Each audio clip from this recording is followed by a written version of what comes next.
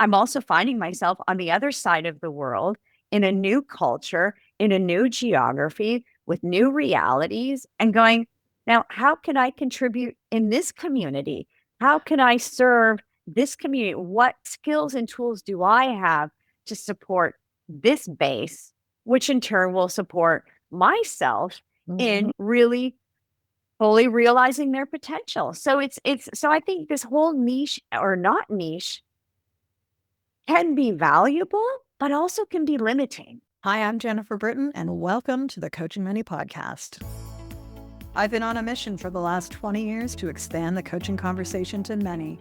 Along with my co-host, Evana Valle, we're going to be exploring coaching as it relates to conversations, connection, and change in both personal and professional settings. Coaching Money is about creating empowering and thought-provoking spaces for conversation which strengthen relationships and enhance results. Throughout the Coaching Money podcast, we'll share tools, practices, and approaches to support you in your conversations, one dialogue at a time.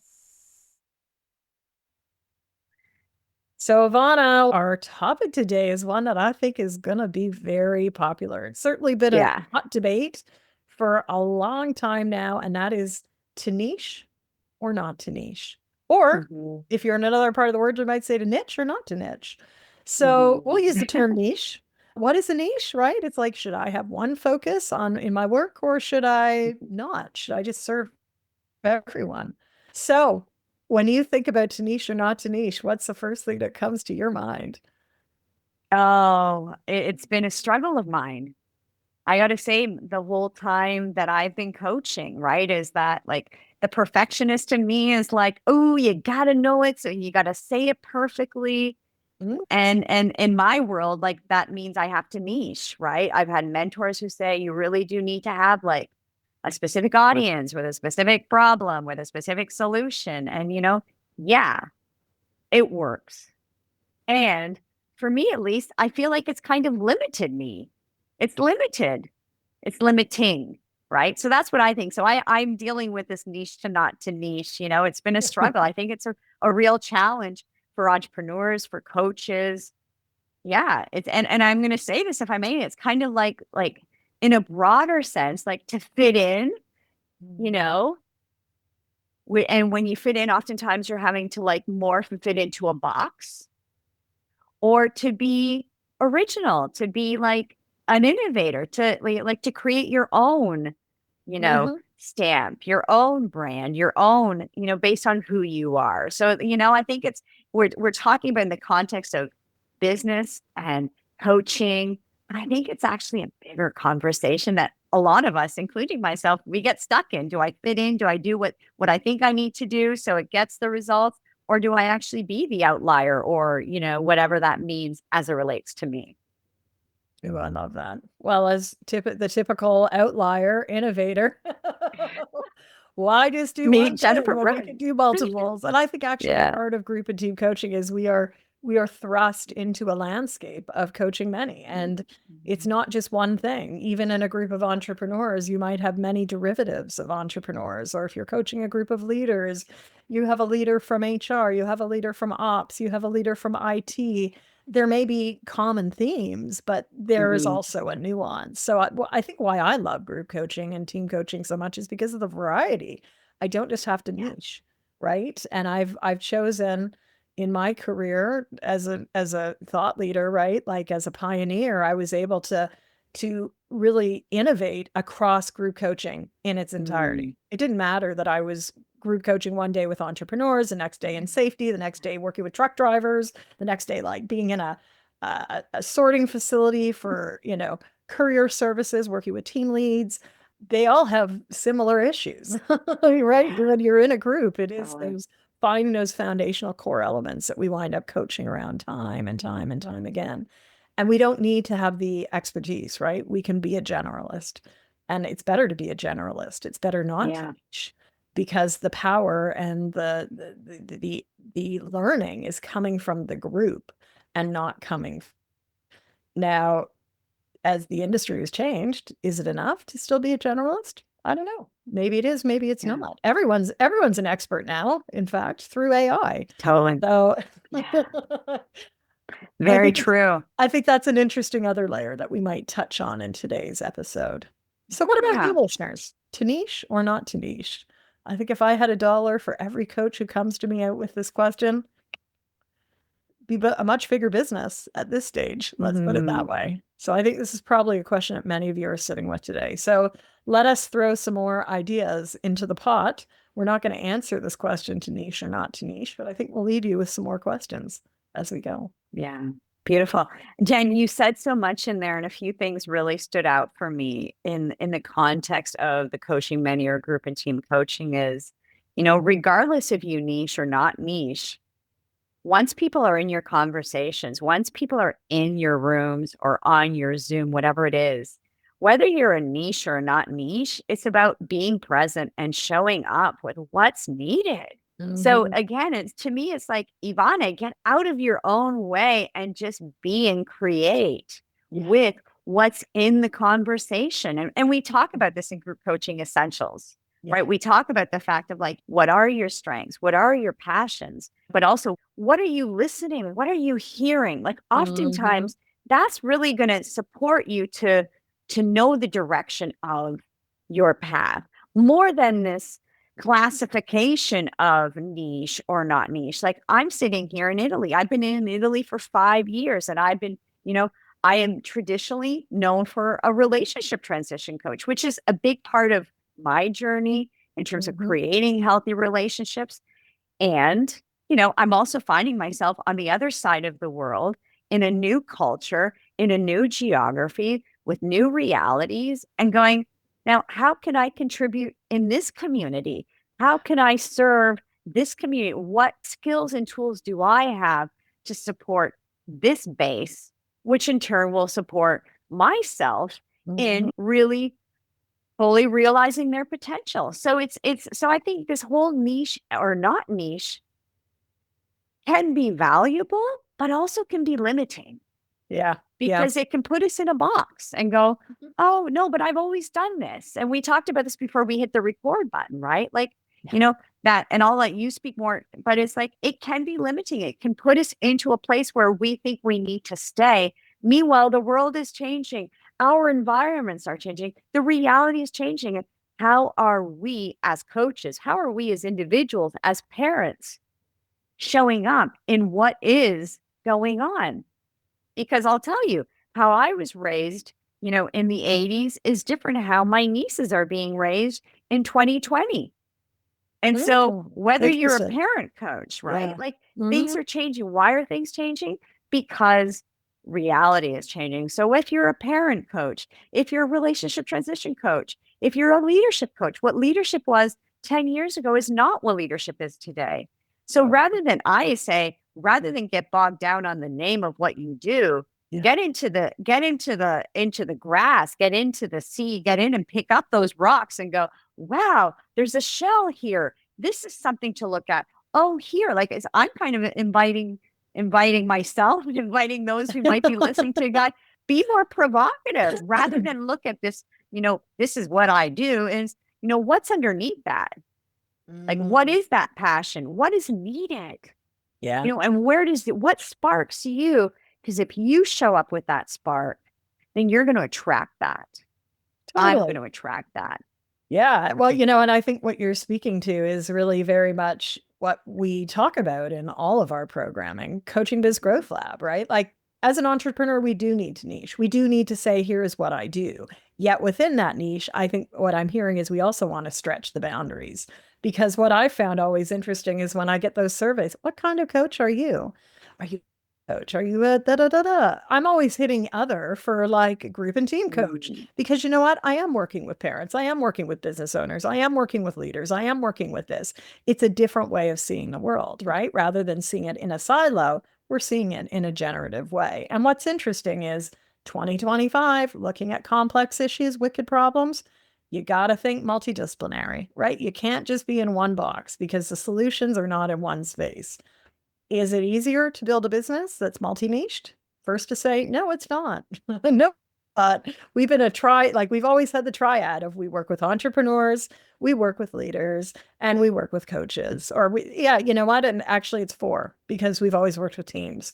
So it's interesting. I went back a little while ago to some of our original copy from the Potentials Realized website as I'm starting to think about how do we like redo the website, because really we are multi-niched and it's not easy. It's really not an easy thing, yet it's the only way we work, because I think to just do one thing for a lot of people would be constraining. I never wanted to just do one thing in any given time. I didn't want to have to turn off my skill set in entrepreneurship just to work with teams. You know, I worked with teams that were in ecotourism for 20 years. That's not like, it's not something you're going to just walk away from. So I think we want to ask coaches, you know, like, what do you notice? And are you ready? If you are going to do a multi-niche, are you ready to really build out 2 or 3 or 4 or 5 lines of business in your career? Not everyone's cup of tea, but for some of us, and there's actually some research which is showing it's like the pedal effect. That's a term I've used for like a long time. It's the pedal effect. When you get tired with one thing, you go to the other pedal. And like a bicycle, it actually creates a flow. And so in fact, they're looking at some productivity studies now, which shows that when you have that bipedal, you'd get more done. You just get more done because you're able to switch from one to the other. So that's why things like time blocking are becoming so popular now, because if you can really do that deep work in one area, you're able to then at another block go into another area. But we have to recognize that our brain also can only do one thing at a time. So there is a cognitive switch effect. Yeah. So for you, like, what do you notice in your groups or your teams or your one-on-ones? Are you always talking about the same thing? Or are there multiple components, multiple anchor points that are showing up? My guess is there's probably multiple anchor points. Everyone works with vision at the end of the year. We talk at the beginning of the year. What's your intention? Doesn't matter if it's a parent, if it's a business owner, if it's a leader. What are people talking about at this time of year? I think that's what's beautiful about coaching, right? It's a conversation series that we don't need really.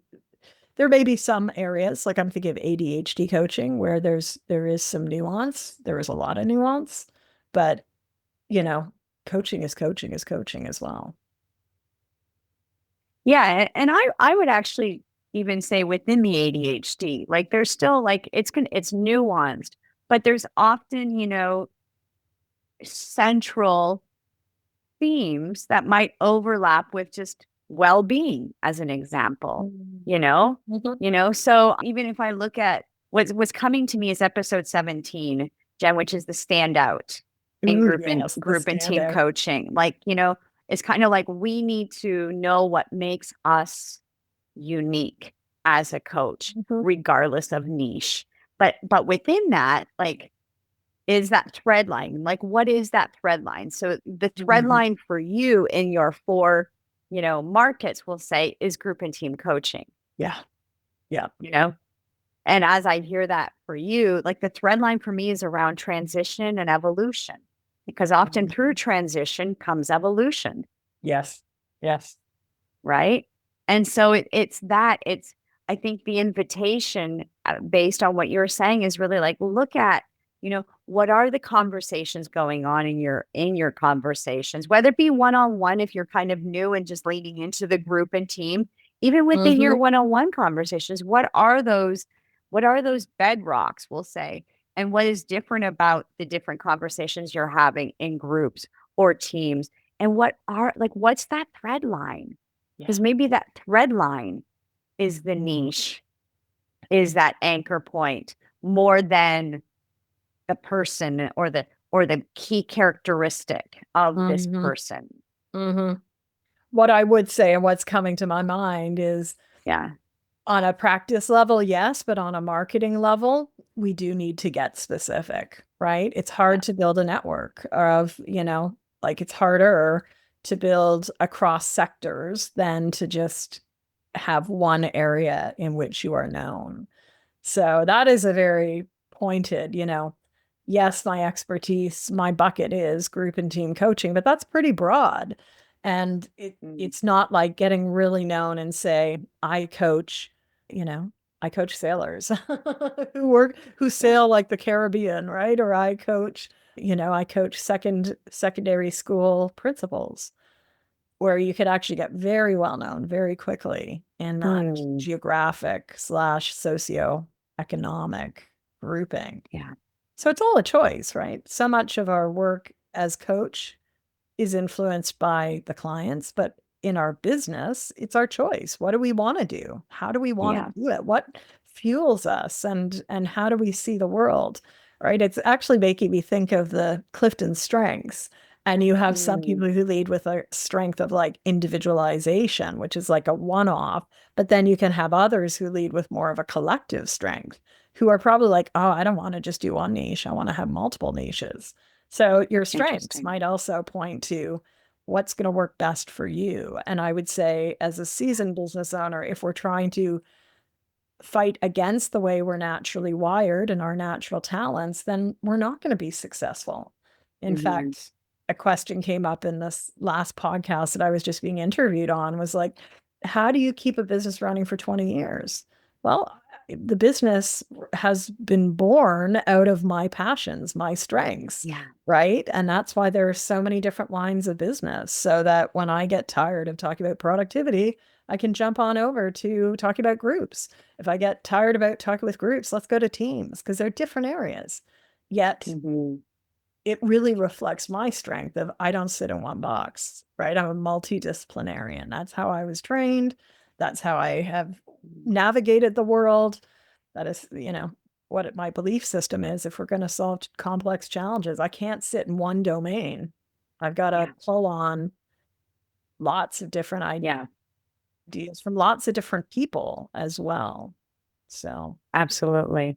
Well, I think that's a very good point too, that you share around the multi-disciplines, but also like the resources to really strengthen. We'll say that, like your books are intense, they're big. There's a lot of material and a lot of practicality, so it's both, there's a lot of substance behind the principles and a lot of practicality with questions and exercises and things to really kind of go deeper in this principle.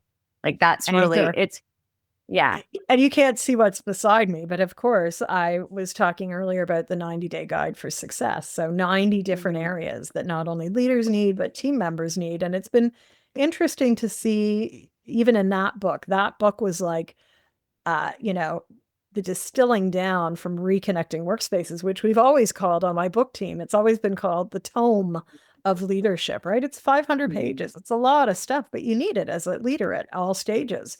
So then came the 90-day guide, which was this workbook planner. And my fun project of this year, of course, is the cards, right? Is the card deck, where taking that book and putting it in a process where it's like, ooh, okay. So card number 2, areas of focus and getting clear on your role. What's important to focus on? What's important to get clear? It doesn't just have to be your role in an organization. To this question of niche, not niche, what is important to focus on? I think that is truly the question. Is it getting clearer on your message? Is it building a network? Is it, like thinking about how people of different backgrounds and walks of life can benefit from your work?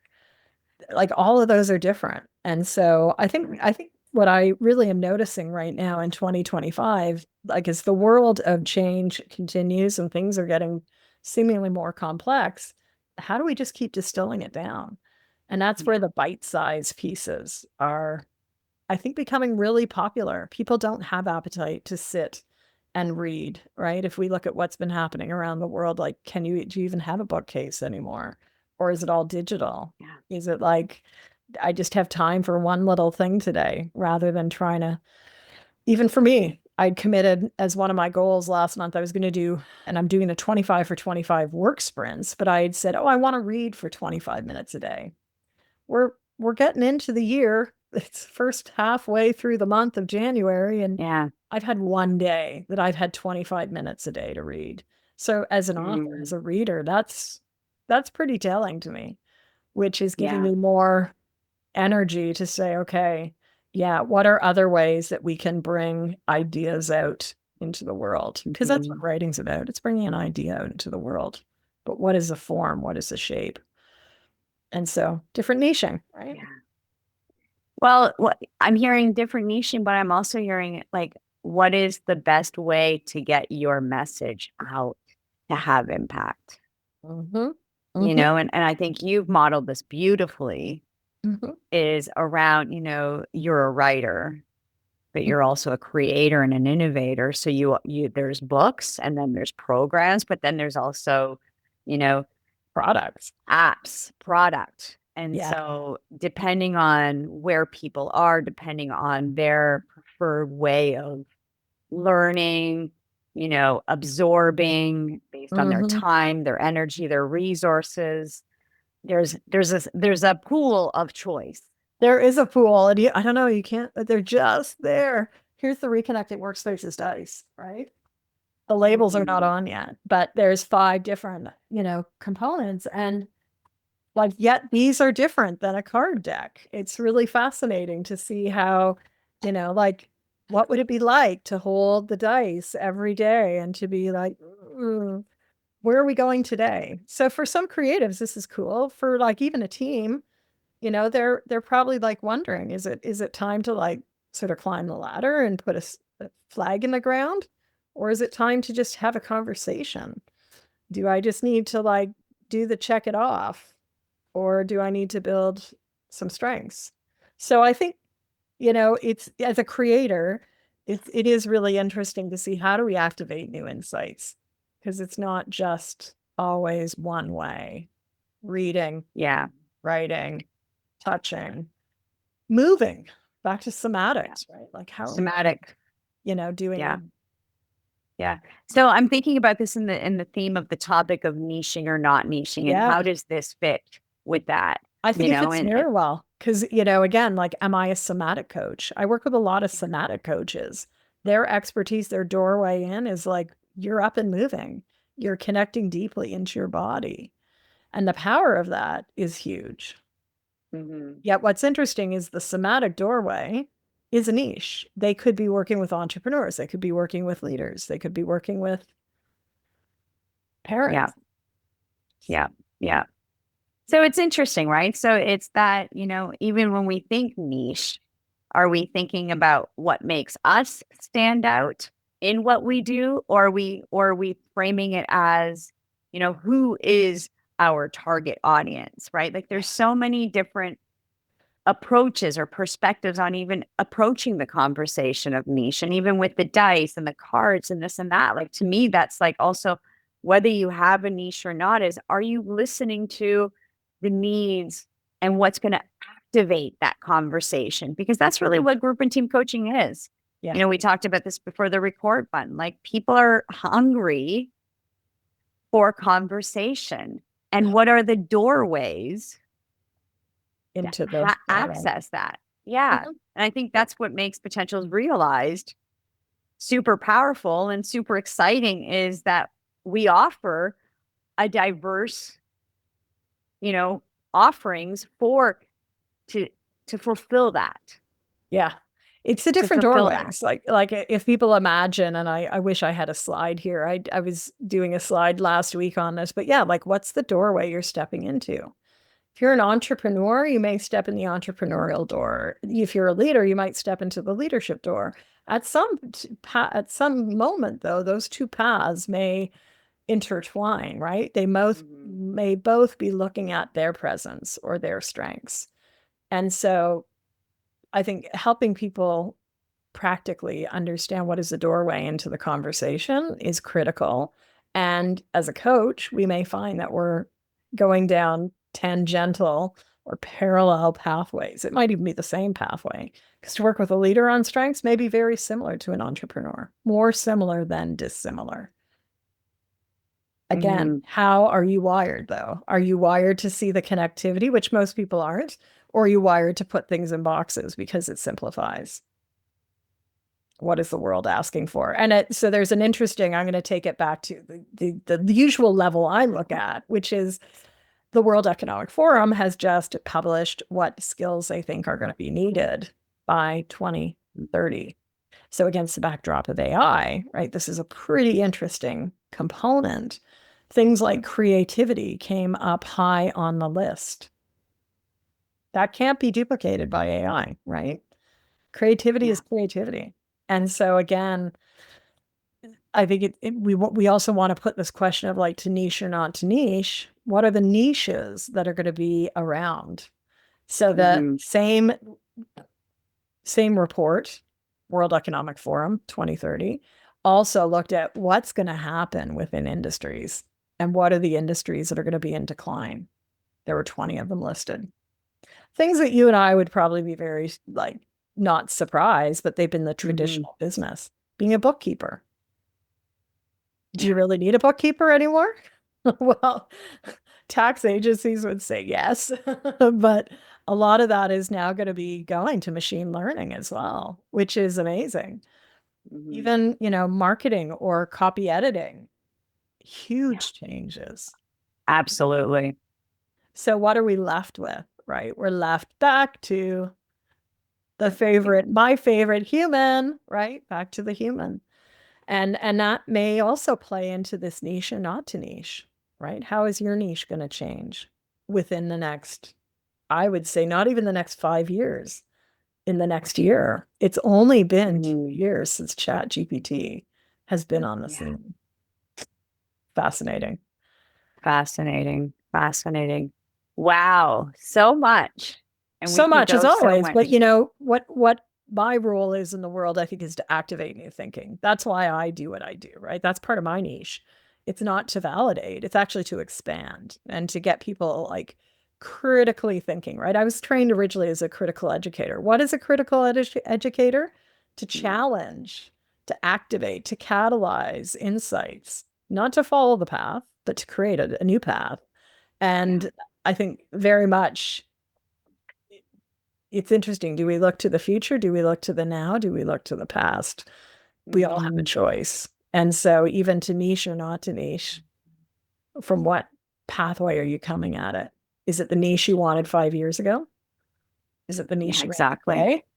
Is it the niche of the future? Well, and I think part of that, if I can add to that, I think part of it is also like who you were 5 years ago is not who you are today if you're evolving. So does your niche evolve because you're evolving? Like, to me, a big part of my work is helping people find their voice, regardless of the transition, and so part of finding your voice really is standing in your truth, connecting to who you are. Whether that is through somatic, whether that is through values, whether that is through self-discovery out in nature, whatever that is, because there's so much, we've been so conditioned by societal norms, coaching norms, this norm, that norm, that we actually, can, if we're not awake, really find ourselves in a situation of, I'm a coach, but really, who am I? And so for me, this niche or not niche, which I have to, also embody this myself is, I'm evolving. And so as I'm evolving as a coach, my work is going to evolve. But what are those bedrocks? What is the foundation of who I am? That doesn't change. It might adapt. It might pivot. It might, but who am I? And so, that I think that's a big part of this. And when we come from that, I think then looking at niche or not niching, I think is a little easier. But I think it needs to start with who are we and what do we stand for? And, what do I see around me that I can be of service rather than, well, I've traditionally done this. Well, in a changing world, whether it be your own environment or, beyond your own environment, things are changing, things are evolving. So how are you staying abreast of what's going on, and how do your programs say that, right? Like coaching is very dynamic. It's conversations, but the conversation that needs to be had in this group in 2025 is different than the conversation that maybe we had a year ago in a similar type group. But I think that's, as you said, this is what excites you about group and team coaching. It's exactly what excites me about group coaching is there's not one opinion. There's so many different opinions, but we're all in our own bus and we're all going in hopefully, in the direction that we want to be going on a theme. Yes, on an whatever idea. that theme is, whatever that, if it's one or many, but just to recognize, right? It's easier for people to find you. I think this has always been something that I've held with, like, you need to be able to stand out, whether you niche or not niche. Like, how are you different? How are you unique? What exactly are you offering? There's got to be clarity around that, regardless of if you have one niche or not, because the world of coaching has truly evolved to a space where there's hundreds of thousands of people who do coaching. What's your unique spin? So I think we're coming back to some of the many episodes that we've touched on in our first 20, right? The superpowers and your presence. You just mentioned one. Was it 17 you just mentioned a while ago? Yeah, the standing out in group and team standing out, right? Yeah. Part of standing out is having a clear niche or a clear defined, here's who I work with in all its multiplicity. I think really a lot, yes, is changing, and in change, a lot stays the same. So be noticing what is evolving, but also what is deepening. Because if things are changing, our roots are often getting deeper and clearer, whether we see it or not. So beautiful. Anyways, I think this has been an interesting conversation. I'm also reflecting on wishing I had at my ready, but it's upstairs, a copy of Coaching Business Builder on some niche questions, because there are niche questions in there to help coaches get clear on who they're serving, how it relates to their strengths, all of this. And we just invite you to think about how are you navigating this question, to niche or not to niche? What's the service within that whole spectrum today? Beautiful. Well, another episode in the hopper. As always, it's great to have you. We'd love to hear from you. Like, what's been your favorite episode so far? So leave a comment, whether you're listening in audio or you're watching this on YouTube. I know Evana and I are always fascinated to see where listeners are coming from. And we now know, at least in the audio podcast world, people have been listening from all over the world. All continents are now represented. That's really cool. YouTube, I'm always amazed at just how many people watch this on YouTube. So keep doing that. Keep enjoying it. Yeah. We record these early my morning, but I've been on the go for a couple of hours today. So I feel like, wow, it's interesting to not feel like I've just rolled in to the studio. Beautiful. I want to just presence what's behind you. There's a poster and I keep reading it. This poster right here. Be your guide. Be brave and wild at heart. Take chances. Ask questions. Be fearless. Make a difference.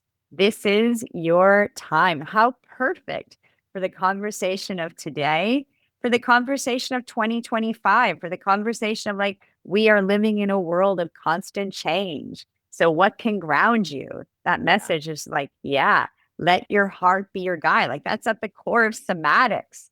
We're so in our heads, and when we listen to our hearts, when we're guided by our hearts, when we're listening from our hearts, right?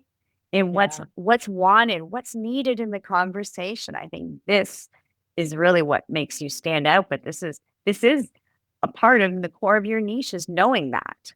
Having that And so this is something I won't go into the full backstory, but it involved many train ride, or was at the top of our stairs at our old house.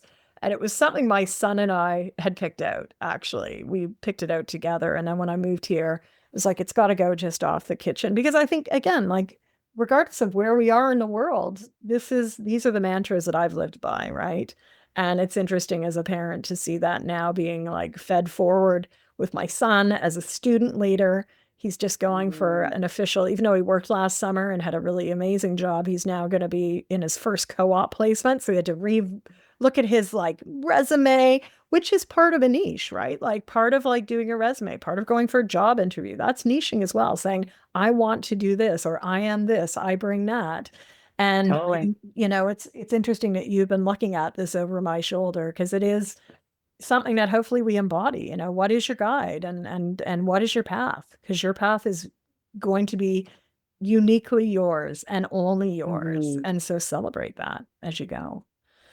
Well, everyone, enjoy.